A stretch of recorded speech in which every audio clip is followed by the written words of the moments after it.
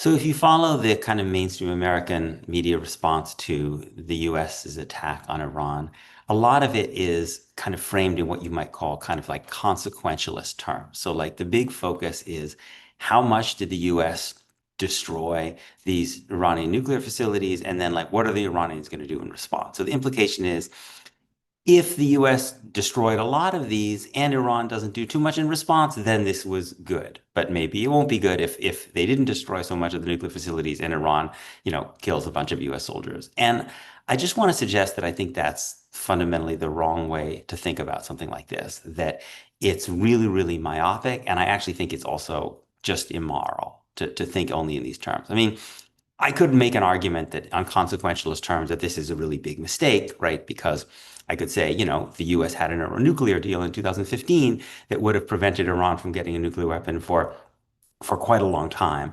And so you didn't need to do this. And beyond that, that US troops are very vulnerable, particularly in Iraq, where the pro-Iranian militias are very, very tied into the Iraqi military. So I could make a consequentialist argument. But in some ways, I just think actually even that like concedes too much, that's actually just fundamentally the wrong discourse to be involved in. And the reason is, first of all, because I think that this kind of consequentialist discourse just has way too limited a kind of framework in terms of time horizon, right? So let's say the US does set back the Iranian nuclear program by a long way, and Iran is just too afraid or too weak to really do much in response. Oh, it's a success, right? Well, but over what time frame? I mean, the US, you could have said that the US had a big success when it overthrew Mohammad Mossadegh in Iran in the 1950s because he was going to nationalize oil industry and do things that America didn't like. And it might have been for years after that, it looked like a good idea. But you were laying the groundwork for a politics in Iran that was ultimately going to lead decades later to the overthrow of a pro-American leader and the emergence of a militant anti-American leadership, which is the point is when you do things, you produce political consequences that play out over long, long periods of time and you don't know what the long-term consequences are going to be.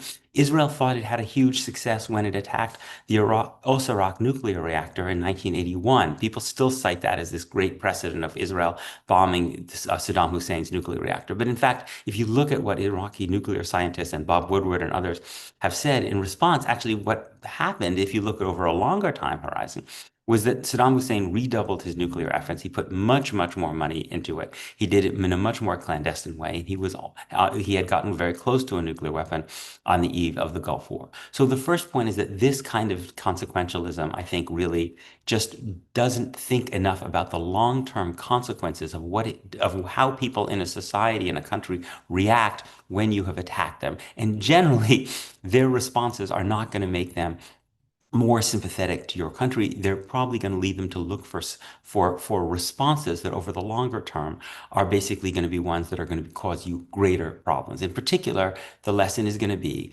and you don't have to be a rocket scientist, pardon the pun, to see this, that the lesson is going to be you have to have a nuclear weapon if you're going to be safe in the United States. That's the lesson of Iraq. It's the lesson of Libya. It's the lesson of Iran. It's the counter lesson of North Korea, which hasn't been attacked as a nuclear weapon. And that's not just a lesson that's going to be learned by Iranians. It's going to be learned by lots and lots and lots of people because the United States, it turns out, is not willing to negotiate diplomatically in good faith to try to come to terms with countries that it thinks might have nuclear weapons. It just attacks them until they do, right? Which is therefore you need one.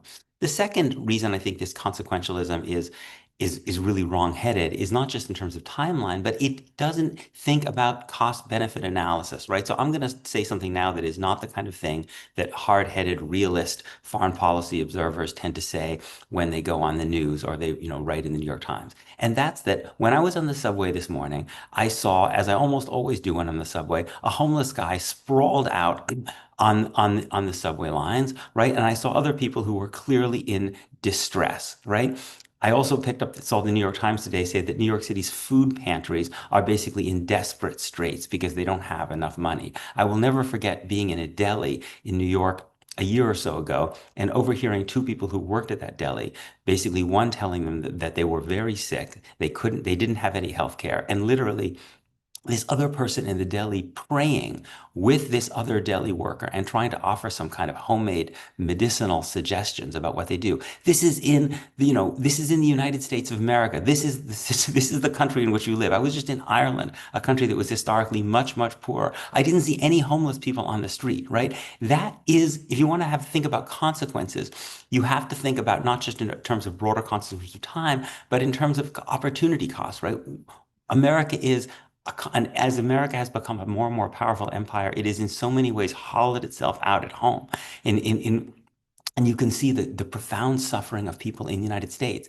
And how much is this costing the United States? How much is it costing? This is not a subject that gets discussed almost ever, right? When these actions take place. And what could the US be doing with that money that might actually make lives better for Americans, given that Iran poses no threat to the United States? Zero. America has thousands of nuclear weapons. Iran has not one, and our own CIA, National Director of National Intelligence, doesn't even say that they have a desire at this point to get one or that they did have one, right? So when you think about cost-benefit analysis, can you actually say that ordinary Americans are better off spending the hundreds of millions of dollars, even billions of dollars that ultimately this might cost, not to mention the increased cost because oil prices will go up, as opposed to basically just spending that money. Again, I'm sorry, this doesn't sound very sophisticated, but just spending that money so that homeless guy on the subway in New York basically has a place to sleep tonight, right? And the third point about this consequentialism is it assumes that if it works for America, that's okay, but it doesn't think about the norms that you are destroying, right? Which allow other countries to think in the same consequentialist way. So are we going to be comfortable if the Chinese say, well, if we can get away with invading Taiwan at reasonable cost to us, which means that the Taiwanese won't be able to kill too many of our soldiers and we can take the island, then that's a win. We should go for it. Are we comfortable with Russia making that consequentialist argument that if we can basically destroy Ukraine at reasonable cost, that's okay? No, because when it comes to other countries, we actually imagine that there are certain norms, right? And those norms are, for instance, that you don't attack other countries if they don't pose a threat to you. And it's just it's a complete illusion to think that you can that America can destroy these norms again and again and again without having an impact on other countries' behavior. We know that the Iraq War was cited by and Libya attack was cited by Vladimir Putin again and again in his attacks on Georgia, in his attacks on Ukraine. This is the very point of international norms, the norms that were created in large measure after what the Nazis did in World War II.